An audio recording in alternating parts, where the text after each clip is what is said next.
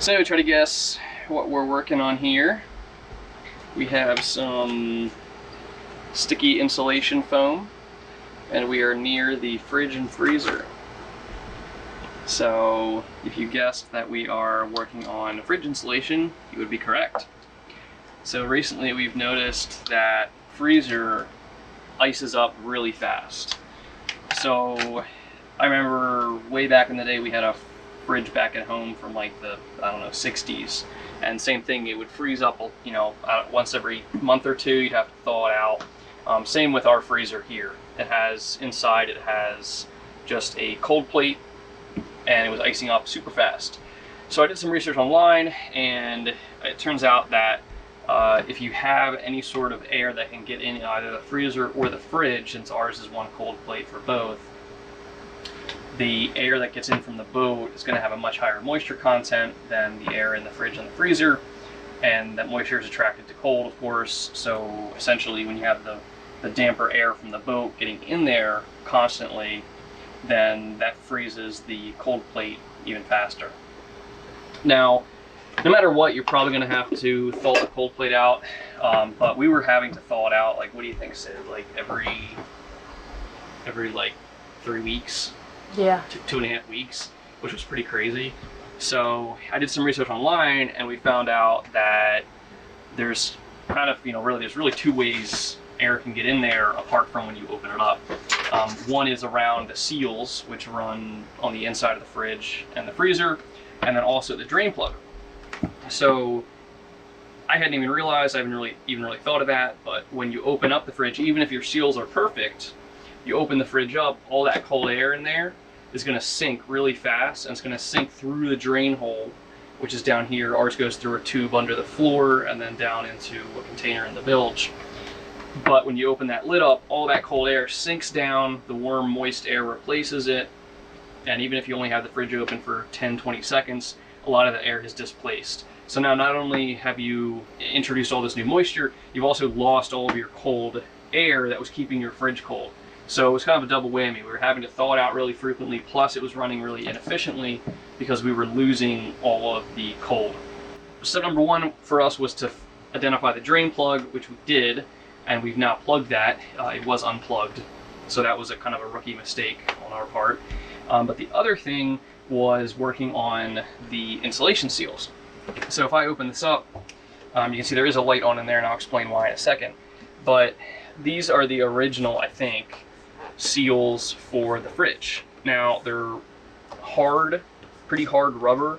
At one point they might have been a little bit softer and might have had more compressibility, but they've kind of taken their shape over the years. So for instance, if you look at this side, you can see how it indents pretty far in there.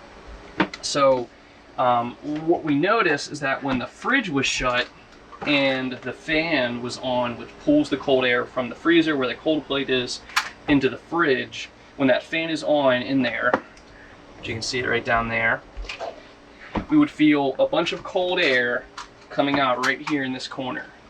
So everything was fine all along this seam, all along till right about here, and there was just tons and tons of cold air pouring out of here. So what I did was, this is a great trick, you turn a really bright flashlight on inside the fridge or the freezer. You then bring the lid down, and you can see how it's still lit up. And now if you look, so see how there's like a little light there, a little bit of a gap? Now that amount of light was coming out from inside the fridge when the fridge was fully shut. So if I fully shut it, now you can see that there's no light visible, at least with the lights on right now. Now if I turn the lights off, it's a little faint in here, but you can't see it. Now over here, even when the fridge was shut just like this, you would see light pouring out of here. So essentially what I did was you kind of open and close the fridge and say, okay, well, where's that light coming from? So first I identified this here on the right, was there was a very large gap between this piece of fiberglass and this piece of fiberglass up here. So that blocked off all the light coming in from kind of this side. But then I also noticed that there was a lot of light. So imagine about that much light, even when the fridge was shut, There's also a bunch of light, mainly only on from about halfway or a third of the way of the fridge down. So now this stuff foam does have some compressibility, so you can bring it down like that. And then now we are fully sealed up. So I feel no cold air at all coming out here, which is a really good sign because the fan is on right now. And if that wasn't sealed up properly, then right now I would be feeling that cold air coming out. So if any of you are having similar issues with your fridge or freezer icing up very quickly, I recommend checking those two things. Check the drain plug, and then also do the little light in the fridge trick or light in the freezer trick. Turn off all your lights in the boat and see if you can see any light seeping out. Because if you can see light seeping out, then the air is definitely seeping out there as well. So we'll see and hope that we no longer have to thaw the fridge with our heat gun. And I no longer have to burn myself. Yeah, she burned herself earlier this week thawing it out. It's really bad. I gotta put lotion on it. Okay. Alright. Well, no more, I think. I think we fixed it.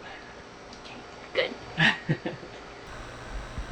We have one of our big unveilings today, and that is our boat's new lettering.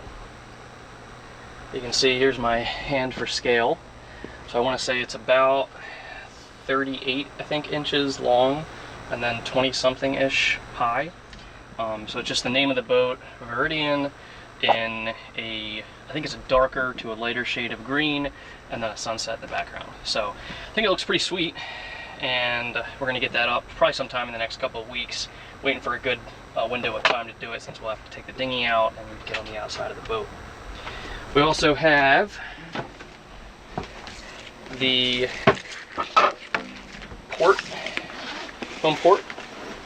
So we have Annapolis. Unfortunately, for some reason, the service I used wouldn't let me do like Maryland on a different line, and I couldn't add more items to my cart, which is really weird. So I'm just going to order MD for Maryland in a much bigger font, or same font but just bigger size, and then that'll be down below it. So very excited about that. We also got the lettering for the dinghy. So that is just the standard registration for our dinghy. So that I actually tested, that was my test application. So that was successful and worked pretty well. We also have, on a totally unrelated tangent, we have some very cool vintage fishing rods that my grandfather had. And we found these in kind of his storage and figured no one's been using them for quite a while. And figured might as well bring them down to the boat and maybe learn how to do a little bit of fishing on the Chesapeake. So we've got, this is kind of like one of those standard fishing rods with a little flip up thing. I learned how to fish on one of these when I was younger. I've always fished on these. This, I forget what the technical term is for it, but it's a totally different type of rod where it can fit a lot more line, and you actually hold it this way when you're reeling in. Very cool. The lines on them are probably all rotten, so we're gonna have to replace those, but definitely looking forward to getting them set up and maybe doing a little bit of fishing off the boat at some point, see if we can catch anything. And in order to take off the old lettering, we have this little critter, which is called the Whizzy Wheel, and apparently it's really good at taking off vinyl lettering or stickers, whether that's on your car or your boat or whatever, and basically you just attach it to a drill, and apparently it's made out of similar material like a paper eraser like you had in school, and it just spins and apparently just rubs the vinyl right off. So I'm going to give that a whirl on the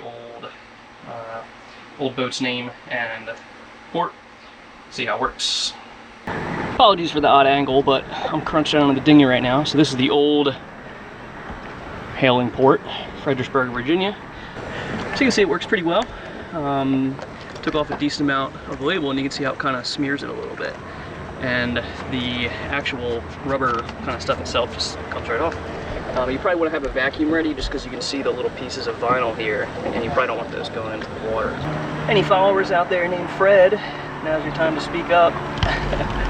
But I got off the Vicksburg part, or the Vicksburg part, and the Virginia. So you can see now we just got Fred left. So gonna get him off, and then gonna clean this up a little bit more since there's still a lot of residue left over.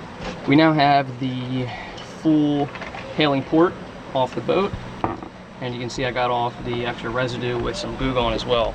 And we have here, you can see Annapolis. So we're gonna go ahead and get that on. I think the hardest part is gonna be getting it on straight because I'm gonna have to crouch down under here on the dinghy and have to be relatively up close. So I did bring a level, but the problem is that when they cut it, you can see that the cut is from like hand scissors. It's not a straight cut, so I can't really go off the actual paper. I have to go off the letters themselves. So see how it turns out.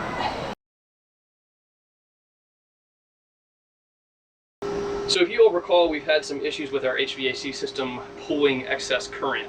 So it's rated for 15 amps, and about a week ago we had, from the original installation of the boat, there was inside, down where the HVAC system is down here, there was a plug that had a 15 amp outlet. You can see here this is a 20 amp outlet. The way to tell the difference is the 20 amp outlets also have the horizontal plug inlet. So what was happening was that coming from the electrical panel, we had 10 gauge marine wire running there. We had a 15 amp outlet, a 15 amp plug, and that 15 amp plug then was wired into the HVAC system. So the 15 amp plug obviously was not rated for the 17.5-ish amps it was pulling. Neither was the 14 gauge wire. So the 14 gauge wire and the plug themselves were getting very malleable because they were really hot. And unfortunately the plug kind of like melted as I pulled it out of the socket, but it was still hot. So what we're going to do today is we're going to bring in that 10 gauge wire, which right now the HVAC system is running directly off that 10 gauge wire. So the wire, is rated for it. But what we're going to do is we're going to run that 10 gauge wire into this outlet. That way I can use, since I've made some modifications to the HVAC system, I can use either the 15 amp outlet or 15 amp plug or the 20 amp plug. So this is a 20 amp one. You can see it's horizontal there. I'm going to start with the 15 amp plug. That way I can use my kilowatt on the 20 amp outlet and very quickly, without running it too long, determine if the fixes I made, which were upgrading some of the tubing for the HVAC system, cleaning out the sea strainer, and then also removing the HEPA filter that we installed to help reduce the amount of constriction on the airflow. So we're going to see if those changes made a difference in the current, because unfortunately I made those changes after I had an accessible plug and the system was run directly from the 10 gauge wire. So here's the HVAC board, and you can see the thicker black and white wires there in the center. Those are the hot and neutral, respectively, coming in from that 10 gauge wire direct from the panel. So the good thing is I just turned off the HVAC system. It was running for probably the past couple hours, and just turned it off and then quickly cut the power. Made sure that the voltage was off, and then started physically touching and feeling the circuit board just to make sure it wasn't hot. Now the good news is that nothing was even really warm to the touch. So it was relatively cool. A very, very good sign that we're not drawing excess current that the system itself is rated for. And just a disclaimer, of course you do not want to be doing anything, especially with the 120 volt system, unless you know exactly what you're doing. If you do not know what you're doing, I would not recommend learning how to do this from my YouTube videos. Maybe try someone who kind of starts from the basics. This is generally for people who already are familiar with rewiring a 120 volt system and are comfortable doing so. The new outlet is in, and as with any 120 volt system, you're going to want to check that you wired it correctly and that everything's okay. So we have our trusty little electrical verifier there, and the two orange lights on the right mean that the wiring connection is correct. Alright, we are back in business. You can see we're pulling about a little under 1,500 watts, and this definitely isn't a safe way to operate the air conditioner, just because the plug is not covered and neither is the electrical panel, but I just wanted to make sure everything was okay prior to closing everything back up. So now that I know that the wattage or current issue has now been resolved, so I'm going to go ahead and turn this off, close everything back up, and make sure that all of my electrical connections are covered. And then once I'm done that, I'll just let this run for a bit with the watt meter just to make sure that we don't exceed the 15 amps. But so far this is a pretty good indicator, I think.